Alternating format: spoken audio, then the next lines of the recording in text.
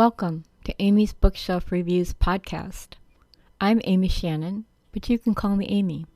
Thank you for listening. Hello and welcome. I hope all is well with you. And I'm Amy, and today I am talking about Talia Haven's book, A Dab's Gift.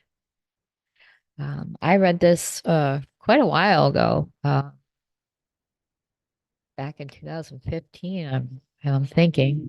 Um, and it is uh, a great story. Uh, so it's one of those that it fits in with um, Talia Haven. She writes a lot of great short stories, and she's really good at it. So this is very interesting. It's as I said, it's called A Dobbs Gift, and I'm hoping I'm pronouncing that correctly. And it has a short read, but it is a great read. And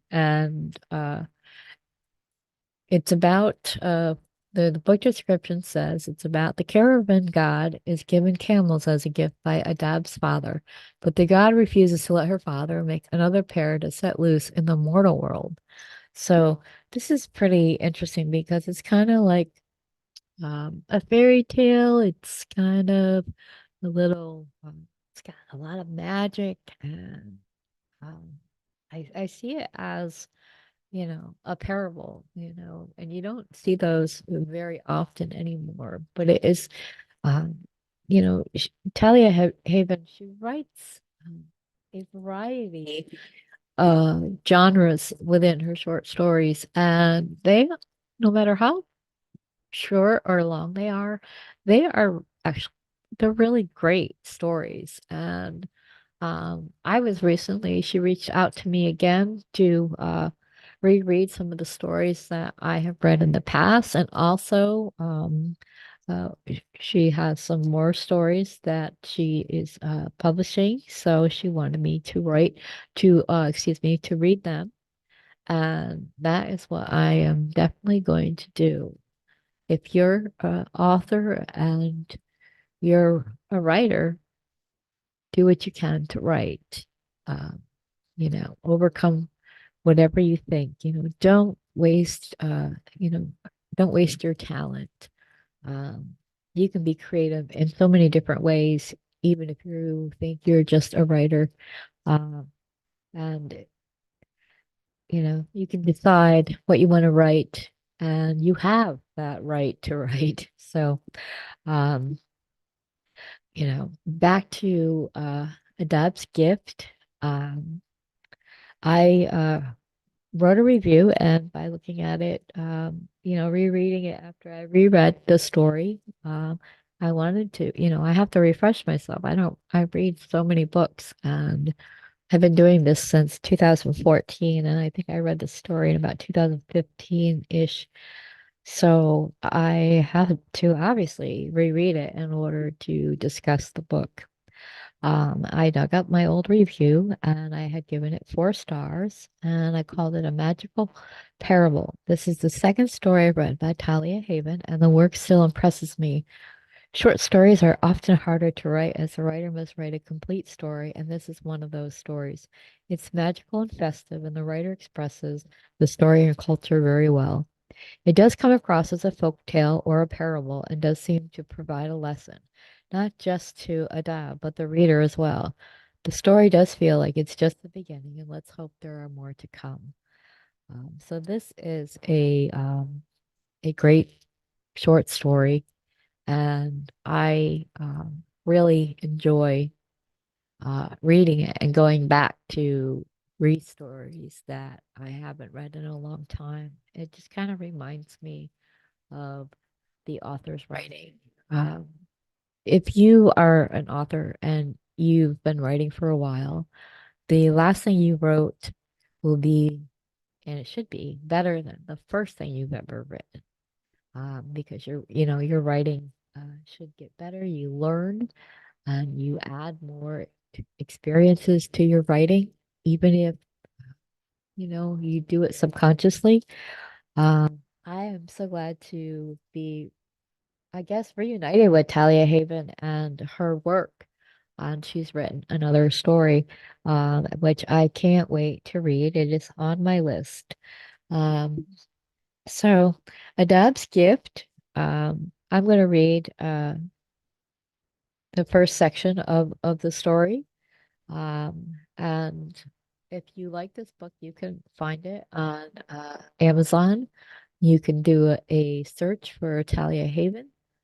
Uh, the link to her Amazon page is in the description of this podcast. The Dab Gifts by Talia Haven. Adab barely heard the metallic jingles.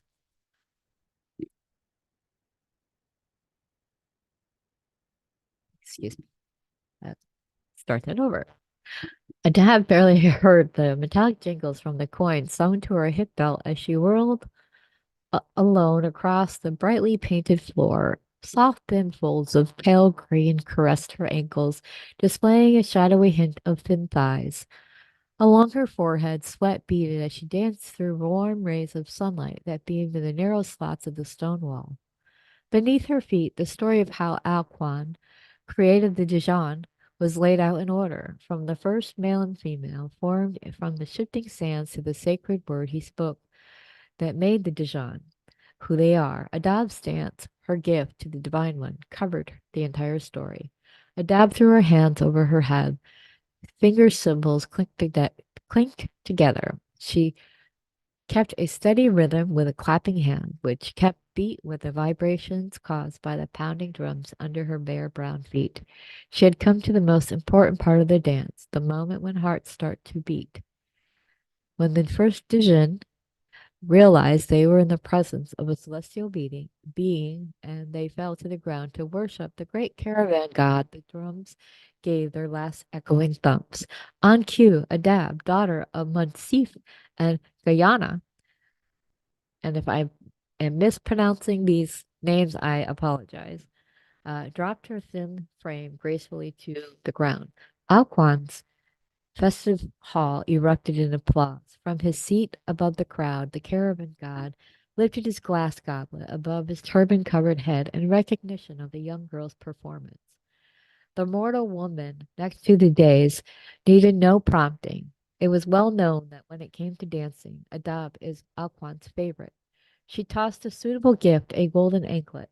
Miniature coins gave off a tiny tinkle when it landed on the floor and skidded next to Adab's hand, her heart beating quickly from her performance and praise. Adab snatched up her reward before scrambling upright. Long black hair covered her sweaty face. Breathing heavily, gift clenched in her hand, then she bowed before the good-natured god. Her dark eyes stared at the floor. Adab respectively backed away to rejoin her mother at the family table. Watching from where he stood in the hall's shadow entrance, Adab's father, Munsif, breathed a sigh of relief. The god is in a generous mood, he thought. Dressed in a vest and colorful trousers, his black hair covered with a turban, he had enjoyed watching both her routine and the reward. He clenched his own gift to be given after Adab's performance, which was hidden away in a cypress box. He clutched the wooden box tightly. Soon a mortal servant would announce his arrival. It would not be good if he dropped the box and the gift and escaped. And the gift escaped. One of those two servants stationed at the hall entrance moved a few steps forward, banged his wooden step on the stone tile. The stony ring echoed through the chambered hall and silenced the dinner chatter. Satisfied that he had the celebrators full attention, the servant made his proclamation to the listening crowd, announcing Munsif. Munsif kept his eyes cast down. He walked forward until he reached the center of the room, holding the wooden carved box outstretched before him. Bowing low before the god of the platform, Mustif placed it on the floor. Welcome, Munsif, Alquan said joyfully. He lifted his goblet in the air. Swiftly, a human filled it with and then stepped back. Your daughter dances more gracefully every time she performs. Munsif placed his right fist on his chest. He bowed lower. Thank you, God, Alquan. So that is just the beginning of Adab's story. So uh, it is very interesting, and um, I hope that you enjoyed my reading of the story and that it intrigued you to go out and read the complete story, Adab's Gift by Talia Haven.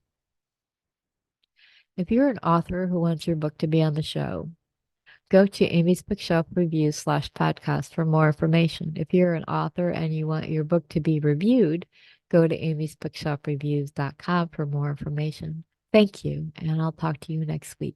This has been Amy's Bookshelf Reviews podcast.